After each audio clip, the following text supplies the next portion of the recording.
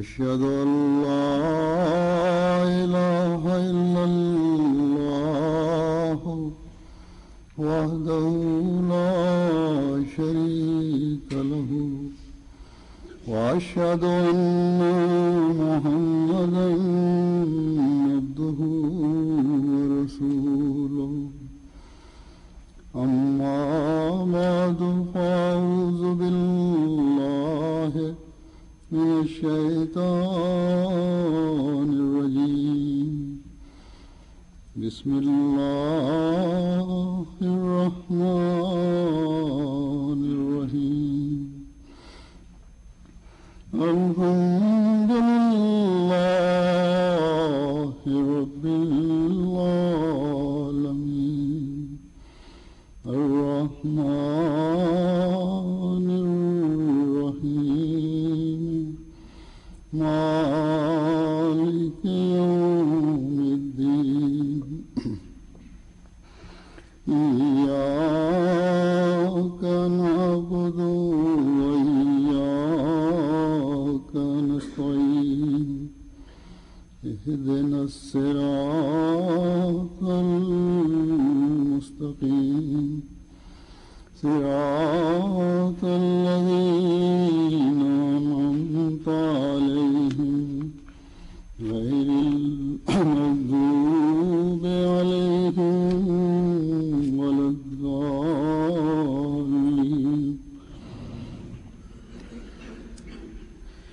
والذين استجابوا لربهم وأقاموا الصلاة وأمرهم شورى بينهم ومما رزقناهم ينفقون. اور جو اپنے رب کی آواز پر لبیک کہتے ہیں اور نماز قائم کرتے ہیں اور ان کا امر باہمی مشورے سے طے ہوتا ہے اور اس میں سے جو ہم نے انہیں عطا کیا خرچ کرتے ہیں.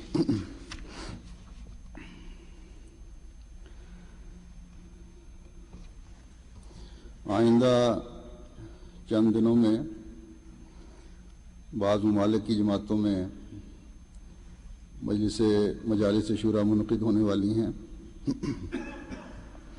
اور یہ سلسلہ کئی ماہ تک چلتے رہنا ہے انشاءاللہ تعالی.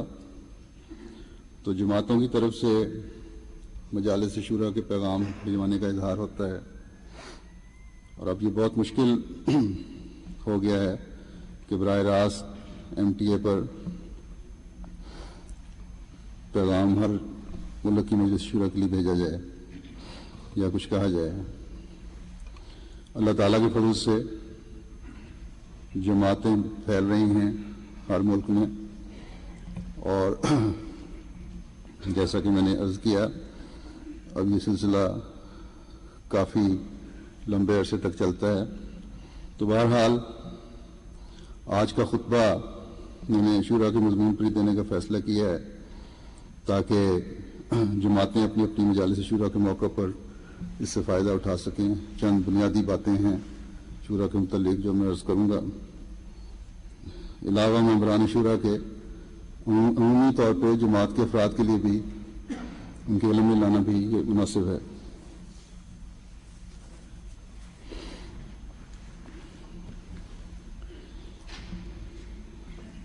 کیونکہ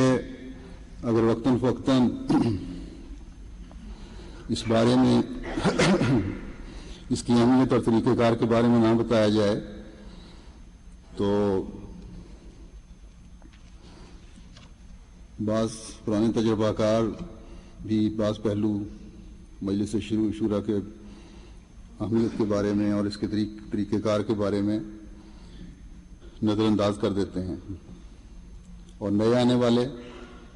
اور نوجوان پوری طرح اس کی اہمیت سے واقف نہیں ہوتے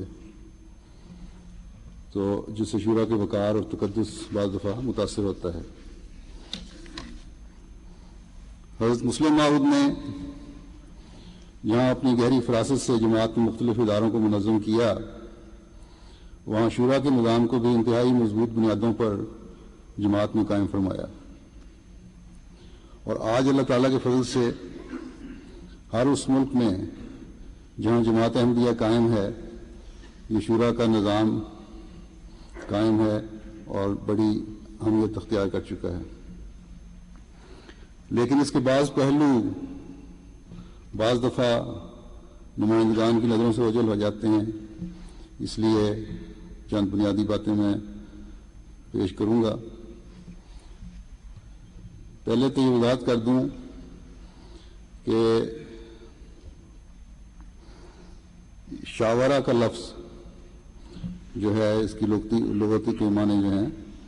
یہ شارہ سے نکلا ہے، جس کا مطلب ہے شہد کے چھتے میں سے شہد اکٹھا کیا یا نکالا اور اس سے موم کو علیحدہ کیا، اور شاورہ کا مطلب ہے کسی نے کسی سے مشورہ لیا تو اس کی رائے لی وغیرہ۔ تو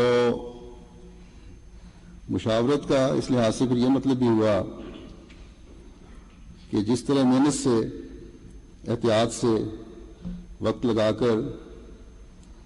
چھتے میں سے شہد نکالتے ہو اور اسے بعض ملانیوں سے صاف کرتے ہو، موم سے علیحدہ کرتے ہو تاکہ کھانے کے لیے خالص چیز حاصل ہو، تو اسی طرح مشورے بھی سوچ سمجھ کر غور کر کے اس کا اچھا اور برا دیکھ کر پھر دیے جائیں تو تبھی یہ فائدہ مند ہو سکتے ہیں۔ اس لیے جہاں بھی مشورے ہوں اس سوچ کے ساتھ ہوں کہ ہر پہلو کا انتہائی گہری نظر سے بغور دیکھ کر پھر اپنی رائے دی جائے۔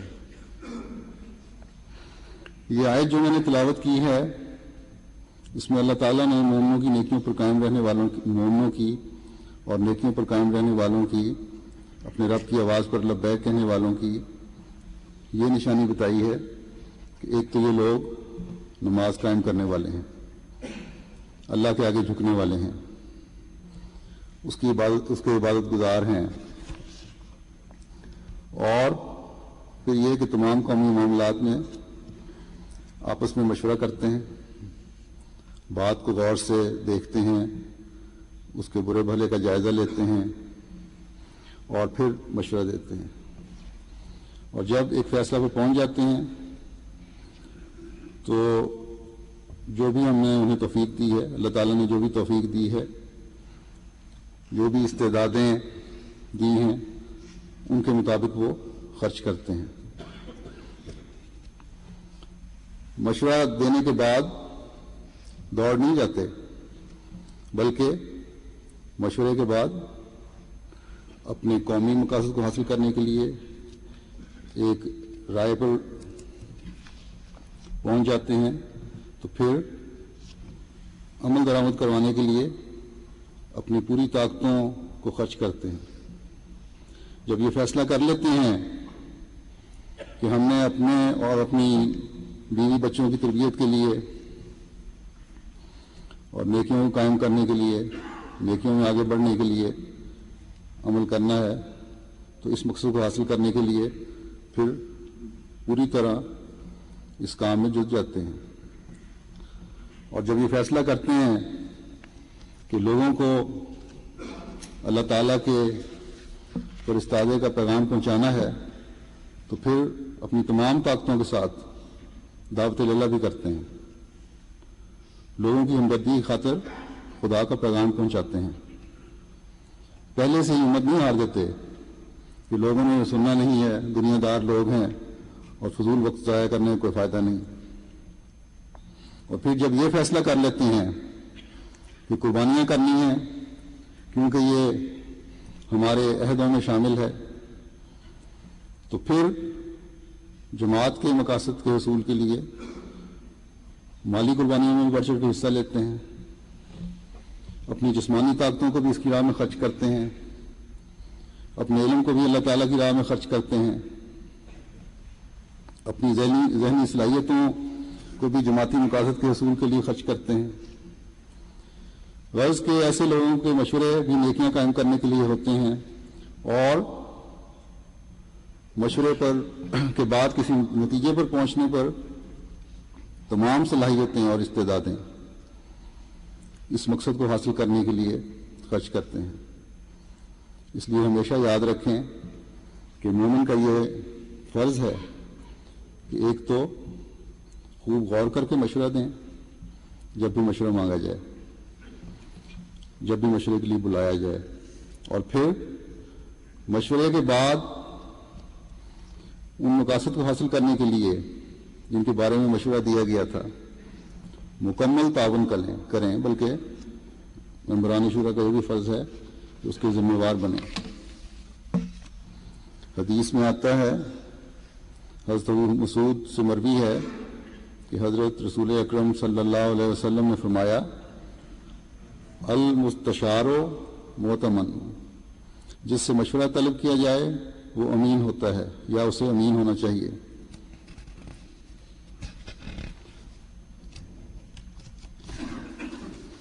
پھر حضرت ابو ہریرہ رضی اللہ تعالیٰ عنہ سے روایت ہے کہ نبی کریم صلی اللہ علیہ وسلم نے فرمایا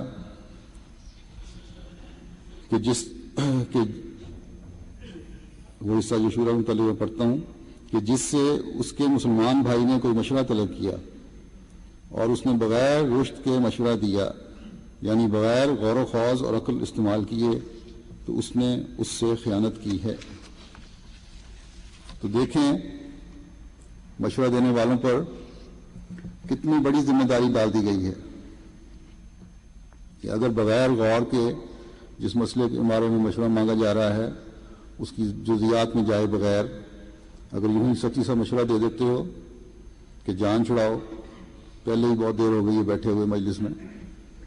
خواہ مخواہ وقت کا ضیاع ہے، ضرورت نہیں اس کی، تو اگر اس سوچ کے ساتھ بیٹھے ہو کہ معاملے کو جلدی ختم کرنا چاہیے کیونکہ آخر کار یہ معاملہ خلیفہ وقت کے سامنے پیش ہونا ہے، خود ہی وہ دیکھ کے غور کر کے فیصلہ کر لے گا، تو یہ خیانت ہے۔ اور خائن کے بارے میں فرمایا کہ اس میں نفاق پایا جاتا ہے۔ تو یہ جو حدیث ہے اس میں تو یہ فرمایا گیا ہے کہ تمہیں ایک مسلمان بھائی بھی تمہارے سے مشورہ مانگے تو تب بھی غور کر کے پوری تفصیلات میں جا کر اس کو مشورہ دو۔ تو اگر جماعتی معاملے میں خلیفہ وقت کی طرف سے، نظام کی طرف سے بلایا جائے کہ مشورہ دو، تو اس میں دیکھیں کس قدر احتیاط کی ضرورت ہے۔ مجلس شورا میں جب بھی مشورے کے لیے بلایا جاتا ہے تو ایک بہت بڑی ذمہ داری مجلس شورا پر ڈالی جاتی ہے، ممبران شورا پر ڈالی جاتی ہے، اور ایک مقدس ادارے کا اسے ممبر بنایا جاتا ہے، کیونکہ نظام خلافت کے بعد دوسرا اہم اور مقدس ادارہ جماعت میں شورا کا ادارہ ہی ہے، اور جب خلیفہ وقت اس لیے بلا رہا ہو کہ اور احباب جماعت بھی لوگوں کو اپنے میں سے منتخب کر کے اس لیے بھیج رہے ہوں کہ جاؤ اللہ تعالیٰ کی تعلیم دنیا میں پھیلانے، احباب جماعت کی تربیت اور دوسرے مسائل حل کرنے اور خدمت انسانیت کرنے کے لیے خلیفہ وقت نے مشوروں کے لیے بلایا ہے، اس کو مشورے دو، تو کس قدر ذمہ داری بڑھ جاتی ہے۔ اگر یہ تصور لے کر مجلس شورا میں بیٹھیں تو پوری طرح مجلسی کارروائی سننے اور استغفار کرنے اور درود بھیجنے کے علاوہ کوئی دوسرا خیال ذہن میں آ ہی نہیں سکتا، تاکہ جب بھی رائے دینے کے لیے کھڑا کیا جائے اس مجلس میں تو صحیح اور مکمل ذمہ داری کے ساتھ رائے دے سکیں، کیونکہ یہ آراء خلیفہ وقت کے پاس پہنچنی ہے، اور خلیفہ وقت یہ اس میں ظن رکھتا ہے کہ ممبران نے بڑے غور سے اور سوچ سمجھ کر کسی معاملے میں رائے قائم کی ہوگی، اور عموماً مجلس شورا کی رائے کو اس وجہ سے منوان قبول کر لیا جاتا ہے، اسی صورت میں قبول کر لیا جاتا ہے، سوائے بعض ایسے معاملات کے جہاں خلیفہ وقت کو معین علم ہو کہ شورا کے اس فیصلہ ماننے پر جماعت کو نقصان ہو سکتا ہے، اور یہ کوئی ایسی بات نہیں ہے جو قرآن کریم کی تعلیم کے خلاف ہے، اس سے ہٹ کر ہے، کیونکہ اللہ تعالیٰ نے اس کی اجازت دی ہوئی ہے۔ ایک دوسری جگہ اللہ تعالیٰ فرماتا ہے کہ وَشَاوِرْهُمْ فِي الْأَمْرِ فَإِذَا عَزَمْتَ فَتَوَكَّلْ عَلَى اللَّهِ، یعنی اور ہر اہم معاملے میں اس سے مشورہ کر۔ اس سے پہلے بھی کچھ آیت کا حصہ ہے، اتنا حصہ میں پڑھ رہا ہوں کہ ہر اہم معاملے میں اس سے مشورہ کر، نبی کو یہ حکم ہے، بس جب تو کوئی فیصلہ کر لے تو پھر اللہ ہی پر توکل کر۔ تو یعنی یہاں یہ تو ہے کہ عام معاملات میں مشورہ تو ضروری ہے، ضرور کرنا چاہیے، اور اس حکم کے تابع حضرت صلی اللہ علیہ وسلم بھی مشورہ کیا کرتے تھے، اور اس بارے میں بلکہ اس حد تک مشورہ کیا کرتے تھے کہ حضرت ابو ہریرہ روایت کرتے ہیں کہ میں نے حضرت صلی اللہ علیہ وسلم سے زیادہ کسی کو اپنے اصحاب سے مشورہ کرتے نہیں دیکھا۔ تو یہ حکم الہی بھی ہے اور سنت بھی ہے، اور اس حکم کی وجہ سے جماعت میں بھی شورا کا نظام جاری ہے، لیکن ساتھ ہی اللہ تعالیٰ نے یہ فرما دیا کہ مشورہ تو لے لو، لیکن اس مشورے کے بعد تمام آراء آنے کے بعد جو فیصلہ کر لو تو یہ ہو سکتا ہے کہ بعض دفعہ یہ فیصلہ ان مشوروں سے الٹ بھی ہو۔ تو فرمایا جب فیصلہ کر لو تو پھر اللہ تعالیٰ پر توکل کرو، کیونکہ جب تمام چھان پھٹک کے بعد ایک فیصلہ کر لیا ہے تو پھر اب معاملہ خدا تعالیٰ پر ہی چھوڑنا بہتر ہے۔ اور جب اے نبی تو نے معاملہ اللہ تعالیٰ پہ چھوڑ دیا ہے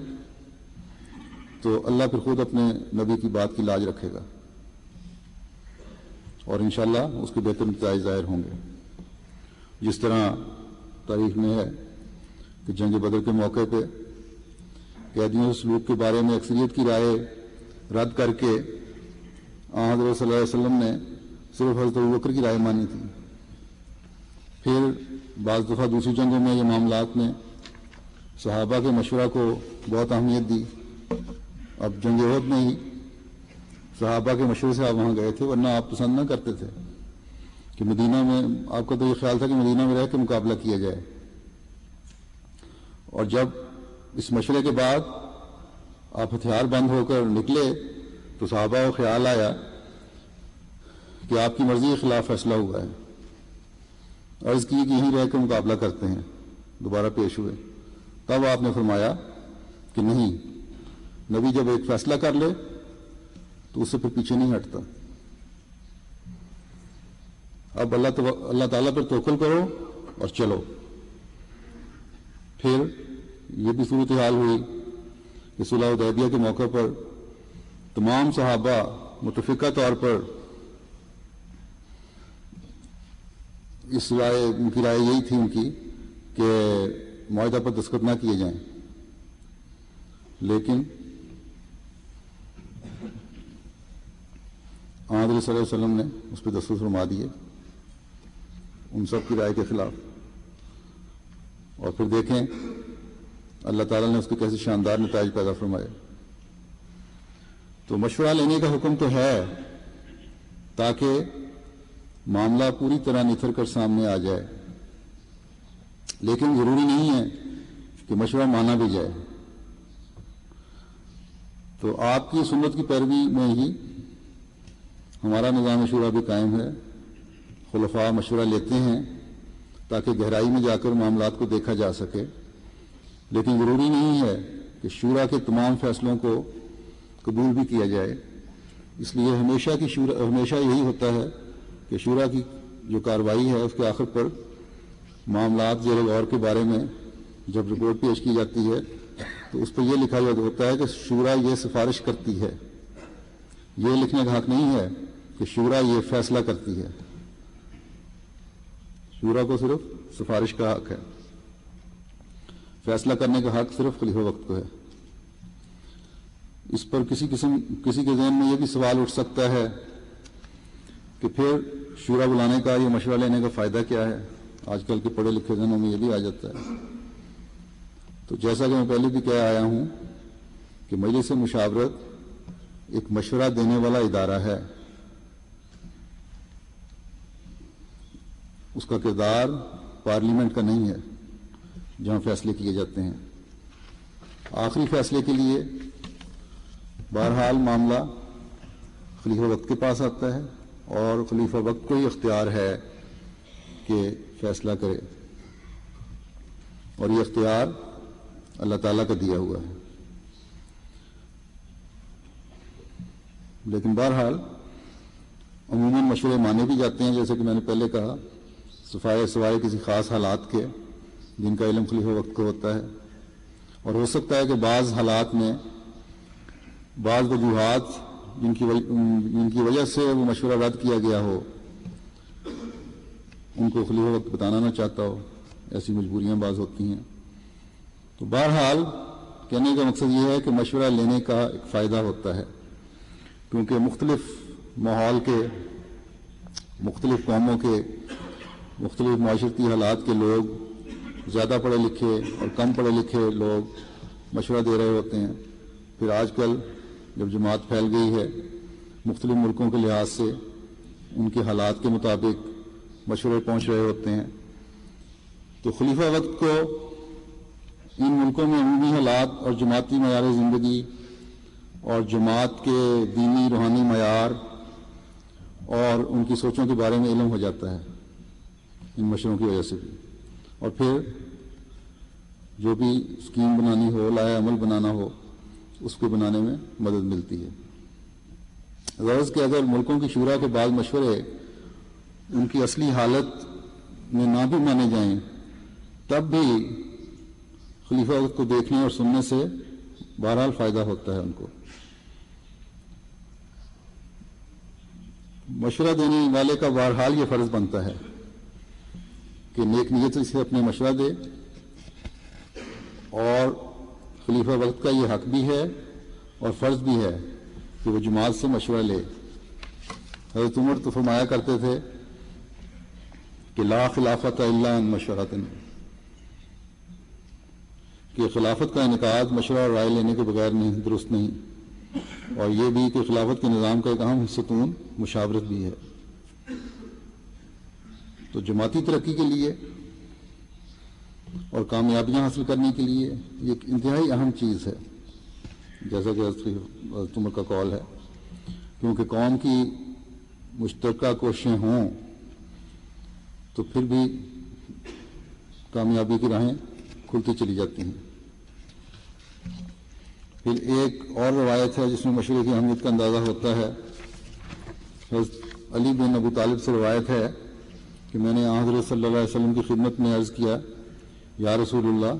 آپ کے بعد اگر ہمیں کوئی ایسا امر درپیش ہوا جس کے بارے میں وحی قرآن نازل نہیں ہوئی اور نہ ہی ہم نے آپ سے کچھ سنا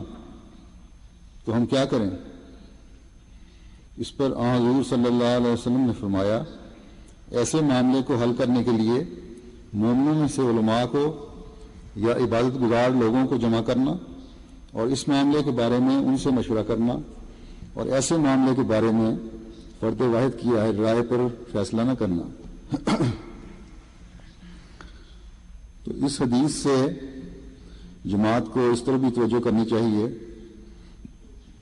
اور دعا کرنی چاہیے کہ اللہ تعالیٰ جماعت میں ہمیشہ دینی علوم کے بھی اور دوسرے علوم کے بھی ماہرین پیدا فرماتا رہے، اور سب سے بڑھ کر یہ کہ عباد الرحمن پیدا فرمائے اور عباد الرحمن ہمیں بنائے تاکہ خلیفہ وقت کو مشورہ دینے میں بھی کبھی دقت پیش نہ آئے، اور ہمیشہ مشورے سن کر یہ احساس ہو کہ ہاں یہ نیک نیتی سے دیا گیا مشورہ ہے، یہ نیک نیتی پر مبنی مشورہ ہے. اور اس میں اپنی ذات کی کسی قسم کی کوئی ملونی نہیں۔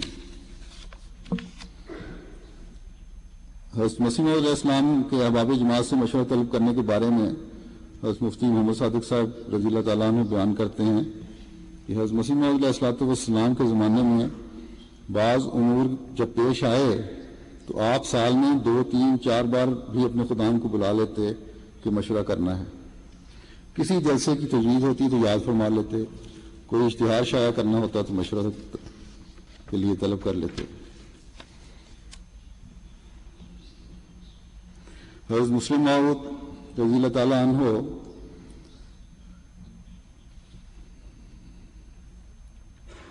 خلیفہ وقت کی مجلس شورا میں حیثیت کے بارے میں فرماتے ہیں کہ مجلس شورا ہو یا صدر یمن احمدیہ، خلیفہ کا مقام بہرحال دونوں کی سرداری ہے۔ انتظامی لحاظ سے وہ صدر انجمن احمدیہ کا رہنما ہے، اور آئین سازی اور بحث کی تعیین کے لحاظ سے وہ مجلس شورا کے نمائندوں کے لیے بھی صدر اور رہنما کی حیثیت رکھتا ہے۔ تو اس اصول کے تحت اب تمام ممالک کی مجالس شورا کی رپورٹس جو ہیں وہ خلیفہ وقت کو پیش ہوتی ہیں، اور خلیفہ وقت پر جائزہ لے کر فیصلہ کرتا ہے۔ لیکن ایک اہم بات یہ بھی ہے کہ کیونکہ ہر ملک کی مجلس شورا کی صدارت کے ذمہ میں بتانا چاہتا ہوں، کرنا تو اب خلیفہ وقت کے لیے ممکن نہیں رہا کہ ہر ملک میں جب مجلس شورا ہو رہی ہو وہاں جائے اور وہاں صدارت کرے۔ خلیفہ وقت کسی کو اپنا نمائندہ مقرر کرتا ہے جو صدارت کر رہا ہوتا ہے۔ تو یہ بات بھی نمائندگان شورا کو یاد رکھنی چاہیے کہ جو بھی شورا کی کارروائی کی صدارت کر رہا ہو وہ خلیفہ وقت کا نمائندہ ہوتا ہے۔ پھر حضرت مسلم موعود فرماتے ہیں کہ خلیفہ نے اپنے کام کے 2 حصے کیے ہوئے ہیں، ایک حصہ انتظامی ہے، اس کے عہدیدار مقرر کرنا خلیفہ کا کام ہے، دوسرا حصہ خلیفہ کا کام اصولی ہے، اس کے لیے وہ مجلس شورا کا مشورہ لیتا ہے۔ تو فرمایا کہ پس مجلس شورا اصولی کاموں میں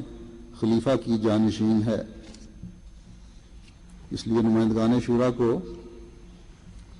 یہ بھی ذہن میں رکھنا چاہیے کہ ان کی ذمہ داری شورا کے اجلاس کے بعد ختم نہیں ہو جاتی، بلکہ ایک دفعہ کا منتخب کردہ نمائندہ مجلس شورا پورے سال تک کے لیے نمائندہ ہی رہتا ہے تاکہ اصولی باتوں میں مدد کر سکے، اور شورا کی کارروائی میں جو فیصلے ہوئے ہیں، جو اصولی باتیں ہوئی ہیں، ان پر عمل درآمد کروانے میں تعاون بھی کرے اور پوری ذمہ داری سے مدد بھی کرے مقامی انتظامیہ کی۔ گو کہ فیصلہ سے ہٹی بات دیکھ کر جو بھی شورا میں ہوئی ہو، ممبران شورا براہ راست تو مقامی انتظامیہ کے معاملات میں دخل اندازی نہیں کر سکتے، ان سے نہیں تو اس طرح تو پھر ایک ٹکر کی صورت پیدا ہو جائے گی، لیکن ان کو توجہ ضرور دلا سکتے ہیں کہ یہ فیصلے ہوئے تھے، اس طرح کارروائی ہونی چاہیے تھی، یہ نہیں ہو رہی ہماری جماعت میں۔ اور جیسا کہ میں نے کہا، توجہ کے ساتھ ساتھ ان سے عمل درآمد کروانے کے لیے ان سے تعاون بھی کریں، اور اگر دیکھیں کہ مقامی انتظامیہ پوری طرح ان باتوں پر عمل نہیں کر رہی جو فیصلے ہوئے شورا کے، تو پھر نظام جماعت قائم ہے، وہ مرکز کو توجہ دلا سکتے ہیں، خلیفہ وقت کو اس بارے میں لکھ سکتے ہیں۔ تو یہ اطلاع دینا بھی ممبران شورا کا فرض ہوتا ہے کہ سارا سال جب تک وہ ممبر ہیں ان معاملات کو پر عمل درآمد کروانے میں مدد کریں۔ پھر خلیفۃ المسیح ثانی رضی اللہ عنہ فرماتے ہیں کہ اللہ تعالیٰ نے جہاں اس کے یعنی خلافت کے اغراض و مقاصد بتائے ہیں، قرآن مجید میں اس کے کام کرنے کا طریق بھی بتا دیا ہے۔ وَشَاوِرْهُمْ فِي الْأَمْرِ فَإِذَا عَزَمْتَ فَتَوَكَّلْ عَلَى اللَّهِ، ایک مجلس شورا کو قائم کرو، ان سے مشورہ لے کر غور کرو، پھر دعا کرو، جس پر اللہ تعالیٰ تمہیں قائم کر دے اس پر قائم ہو جاؤ۔ تو خلیفہ وقت کا یہ کام ہے کہ شورا کے مشورے کے بعد دعا کر کے پھر فیصلہ کرے، اور جب کوئی فیصلہ کر لے تو پھر اس پر قائم ہو جائے، جیسے کہ حکم ہے قرآن کریم میں۔ فرمایا کہ خواہ وہ اس مجلس کے مشورے کے خلاف بھی ہو تو خدا تعالیٰ مدد کرے گا۔ خدا تعالیٰ تو کہتا ہے جب عزم کر لو تو اللہ پر توکل کرو، گویا ڈرو نہیں، اللہ تعالیٰ خود تمہاری تائید اور نصرت کرے گا۔ اور یہ لوگ چاہتے ہیں، یعنی جو لوگ چاہتے ہیں خلیفہ ان کی باتوں کے پیچھے چلے کہ خواہ خلیفہ کا منشا کچھ ہو اور خدا تعالیٰ اسے کسی بات پر قائم کرے مگر وہ چند آدمیوں کی رائے کے خلاف نہ کرے۔ بعض چاہتے ہیں لوگ کہ ان کی رائے پہ چلا جائے۔ پھر کہتے ہیں کہ خلیفہ خدا مقرر کرتا ہے اور آپ ان کے خوفوں کو دور کرتا ہے۔ جو شخص دوسروں کی مرضی کے موافق ہر وقت ایک نوکر کی طرح کام کرتا ہے، اس کو خوف کیا اور اس میں معاہد ہونے کی کون سی بات ہے؟ حالانکہ خلفاء کے لیے تو یہ ضروری ہے کہ خدا انہیں بناتا ہے اور ان کے خوف کو امن سے بدل دیتا ہے، اور وہ خدا ہی کی عبادت کرتے ہیں اور شرک نہیں کرتے۔ فرمایا کہ اگر نبی کو ایک شخص بھی نہ مانے تو اس کی نبوت میں فرق نہیں آتا، وہ نبی ہی رہتا ہے۔ یہی حال خلیفہ کا ہے، اگر اس کو سب چھوڑ دیں پھر بھی وہ خلیفہ ہی ہوتا ہے، کیونکہ جو حکم اصل کا ہے وہ فرع کا بھی ہے۔ خوب یاد رکھو کہ اگر کوئی شخص محض حکومت کے لیے خلیفہ بنا ہے تو جھوٹا ہے، اور اگر اصلاح کے لیے خدا کی طرف سے کام کرتا ہے تو خدا کا محبوب ہے، خواہ ساری دنیا اس کی دشمن ہو۔ اب میں نمائندگان شورا کے لیے جن اہم باتوں کو ذہن میں رکھنا چاہیے ان کو خلاصتاً پیش کرتا ہوں، اور یہ باتیں عمومی طور پر احباب جماعت کی بھی علم میں ہونی چاہیے، کیونکہ ہو سکتا ہے کل کو وہ بھی ممبر مجلس شورا بن جائیں۔ تو یہ باتیں جو ہیں یہ حضرت مسلم موعود نے نمائندگان شورا کو بیان فرمائی تھیں، لیکن یہ آج بھی اتنی ہی اہم ہیں جتنی آج سے 80 سال پہلے اہم تھیں، ضروری تھیں۔ اس لیے اس لحاظ سے ان کو ہمیشہ پیش نظر رکھنا چاہیے۔ پہلی بات تو یہ ہے کہ شورا میں جب شامل ہوں تو محض للہ شامل ہوں، یعنی جب رائے دیں تو یہ سوچ کر دیں کہ ہم نے اپنی آراء اللہ تعالیٰ کی خاطر دینی ہے۔ پھر یہ ہے کہ خالی ذہن ہو کر دعا سے شامل ہوں، ذاتی باتوں کو دل سے نکال دیں، اور اس مقصد کو حاصل کرنے کے لیے شورا کے اجلاس کے دوران بھی دعاؤں میں مصروف رہیں، دعاؤں میں لگے رہیں۔ پھر یہ ہے کہ اپنی رائے منوانے کی نیت نہ ہو، کسی کی رائے بھی مفید ہو سکتی ہے۔ یہ نہیں ہے کہ جس طرح دنیا کی پارلیمنٹیں ہوتی ہیں، اسمبلیاں ہوتی ہیں، وہاں بحث و تبحث شروع ہو جاتی ہے۔ بحث کرنے کا کوئی حق نہیں، رائے دیں اور بیٹھ جائیں۔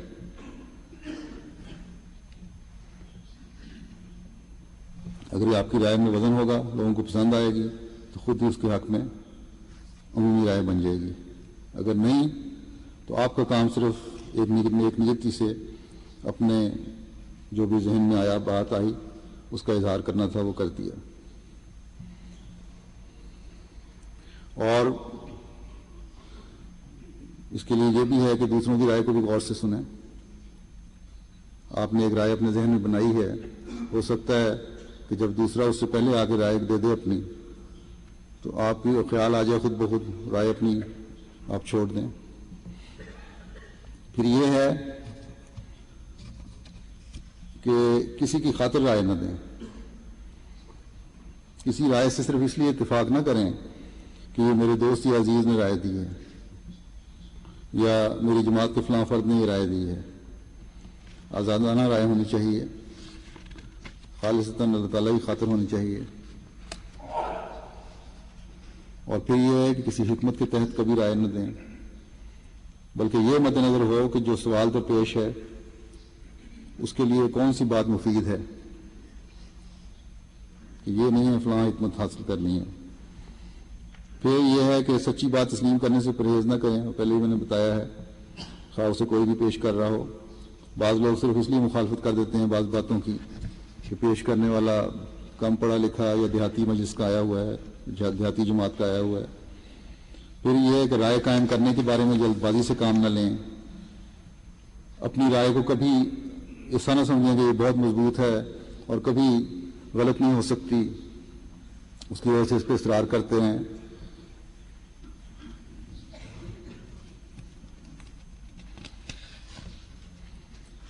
پھر یہ ہے کہ احساسات کی پیروی نہیں ہونی چاہیے رائے دیتے وقت کہ مجھے یہ احساس ہے، یہ احساس ہے، یہ احساس ہے، بلکہ واقعات کو مد نظر رکھنا چاہیے۔ تائیدی طور پہ احساسات تو پیش کیے جا سکتے ہیں، لیکن عمومی طور پر جب رائے دے رہے ہوں تو واقعات پیش ہونے چاہیے، معین اعداد و شمار پیش ہونے چاہیے، جس کی روشنی میں دوسرا بھی رائے قائم کر سکے،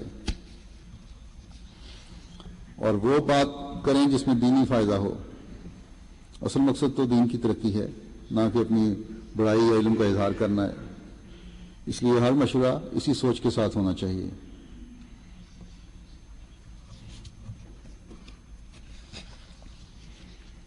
تو یہ ہے کہ ایسی رائے سوچ سمجھ کے آنا چاہیے، ایسے ایجنڈے آنے چاہیے شورا میں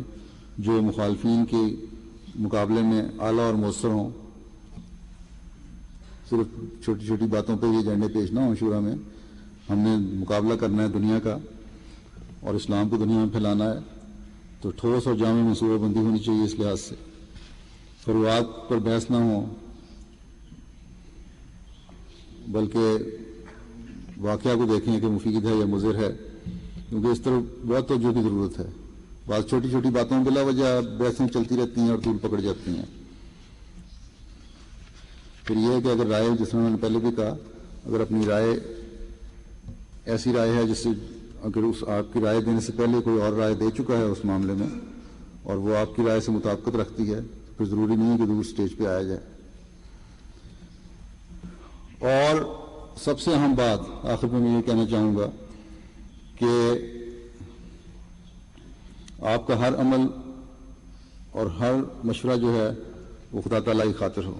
مختصر میں نے پہلے ذکر کیا ہے، تقویٰ کے پیش نظر ہو، اللہ تعالیٰ کے حضور جھکتے ہوئے اس سے مدد مانگتے ہوئے مشورہ دیں کہ اے اللہ، ہم تو ہر علم کا مکمل احاطہ کیے ہوئے نہیں ہیں، تو ہی ہماری مدد فرما اور ہماری صحیح رہنمائی فرما۔ تیرے نام پر، تیرے دین کی سربلندی کی خاطر، تیرے پیارے نبی صلی اللہ علیہ وسلم کے پیغام کو تمام دنیا میں پھیلانے کی خاطر، ان کی لائی ہوئی شریعت کو دنیا میں قائم کرنے کی خاطر، تیرے مسیح و مہدی نے ہمیں ایک ہاتھ پر اکٹھا کیا ہے، اور اس کام کو سر انجام دینے کے لیے مشورے کی خاطر خلیفہ وقت نے ہمیں بلایا ہے، تو ہمیں توفیق دے کہ صحیح مشورہ دے سکیں، ہماری ذات کی کوئی ملونی بیچ میں نہ ہو، اور خالصتاً تیری خاطر ہم مشورہ دینے والے ہوں۔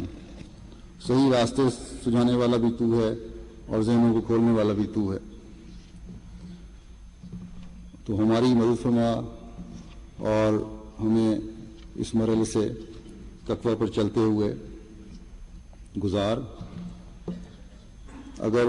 اس سوچ کے ساتھ مجالس میں بیٹھیں گے اور مشورے دیں گے تو انشاءاللہ تعالیٰ اللہ تعالیٰ بہت مدد فرمائے گا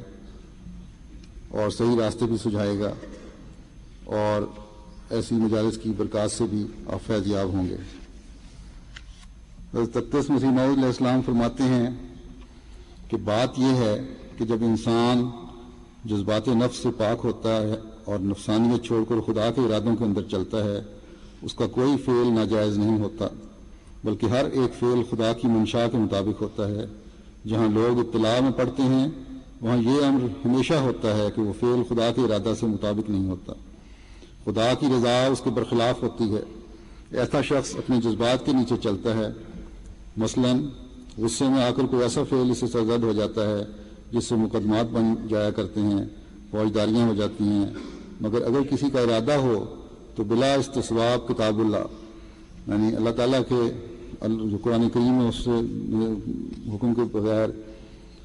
اس کا حرکت و سکون نہ ہوگا، اور اپنی ہر ایک بات پر کتاب اللہ کی طرف رجوع کرے گا، تو یقینی امر ہے کہ کتاب اللہ مشورہ دے گی، جیسے کہ فرمایا ولا رتم ولا یابس الا فی کتاب مبین۔ تو اگر ہم یہ ارادہ کریں کہ ہم مشورہ کتاب اللہ سے لیں گے تو ہم کو ضرور مشورہ ملے گا، لیکن جو اپنے جذبات کا تابع ہے وہ ضرور نقصان ہی میں پڑے گا۔ بسا اوقات وہ اس جگہ مواخذے میں پڑے گا۔ سو اس کے مقابل اللہ تعالیٰ نے فرمایا کہ ولی جو میرے ساتھ بولتے چلتے کام کرتے ہیں وہ گویا اس میں محو ہیں۔ سو جس قدر محویت میں کم ہے وہ اتنا ہی خدا سے دور ہے، لیکن اگر اس کی محویت ویسی ہی ہے جیسی خدا نے فرمایا تو اس کے ایمان کا اندازہ نہیں۔ ان کی حمایت میں اللہ تعالیٰ فرماتا ہے من عاد لی ولی فقد آذنتہ بالحرب، جو شخص میرے ولی کے ساتھ مقابلہ کرتا ہے وہ میرے ساتھ مقابلہ کرتا ہے۔ اب دیکھ لو کہ متقی کی شان کس قدر بلند ہے اور اس کا پایہ کس قدر عالی ہے، جس کا قرب خدا کی جناب میں ایسا ہے کہ اس کا ستایا جانا خدا کا ستایا جانا ہے، تو خدا اس کا کس قدر معاون و مددگار ہوگا۔ لوگ بہت سے مصائب میں گرفتار ہوتے ہیں لیکن متقی بچائے جاتے ہیں، بلکہ ان کے پاس جو آتا ہے وہ بھی بچایا جاتا ہے۔ مصائب کی کوئی حد نہیں، انسان کا اپنا اندر اس قدر مصائب سے بھرا ہوا ہے کہ اس کا کوئی اندازہ نہیں۔ ان راز کو ہی دیکھ لیا جاوے کہ ہزارہ مصائب کے بعد کے پیدا کرنے کو کافی ہیں، لیکن جو تقویٰ کے قلعہ میں ہوتا ہے وہ ان سے محفوظ رہتا ہے، اور جو اس سے باہر ہے وہ ایک جنگل میں ہے جو درندہ جانوروں سے بھرا ہوا ہے۔ اللہ تعالیٰ ہم سب کو تقویٰ پر چلتے ہوئے اپنے تمام کام کرنے کی توفیق عطا فرمائے۔ اب میں احباب جماعت کو دعاوی غرض سے بھی کچھ کہنا چاہتا ہوں۔ کل انشاءاللہ تعالیٰ میں افریقہ کے بعض ممالک کے دورے پہ جا رہا ہوں، اور بعض ممالک ایسے ہیں، چند ممالک ایسے ہیں جہاں خلیفہ وقت کا یہ پہلا دورہ ہے، اور ان ممالک میں جماعتیں بھی خلافت رابعہ میں قائم ہوئی تھیں۔ دعا کریں اور بہت دعا کریں کہ اللہ تعالیٰ ہر قدم پر اپنی رحمتوں اور فضلوں کے نشان دکھاتا رہے اور اس دورے کو غیر معمولی کامیابی سے نوازے۔ اس کے فضل کے بغیر ہم تو ایک قدم بھی نہیں اٹھا سکتے۔ اللہ تعالیٰ محض اپنے فضل سے دنیا کے ہر ملک میں اسلام اور احمدیت کی فتوحات کے نظارے دکھائے، اور دشمن کے ہر شر سے ہر احمدی کو ہمیشہ محفوظ رکھے، اور ہر احمدی کے ایمان و اخلاص کو بڑھاتا رہے۔ انشاءاللہ تعالیٰ کوشش ہوگی کہ وہاں سے بھی ایم ٹی اے کے ذریعے سے جماعت سے رابطہ رہے، لیکن جس حد تک یہ ممکن ہو سکا،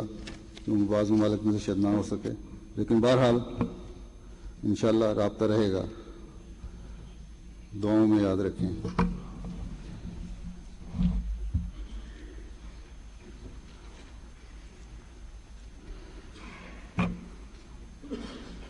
الحمد للہ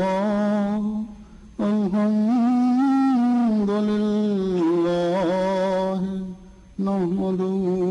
ونستعینہ ونستغفرہ ونؤمن به ونتوکل علیہ ونعوذ باللہ من شرور انفسنا ومن سیئات اعمالنا، من يهده الله فلا مضل له ومن يضلله فلا هادي له، ونشهد أن لا إله إلا الله ونشهد أن محمدا عبده ورسوله۔ عباد الله رحمكم الله، إن الله يأمر بالعدل والإحسان وإيتاء ذي القربى وينهى عن الفحشاء والمنكر والبغي، يعظكم لعلكم تذكرون۔ اذكروا الله يذكركم وادعوه يستجب لكم، ولذكر الله أكبر۔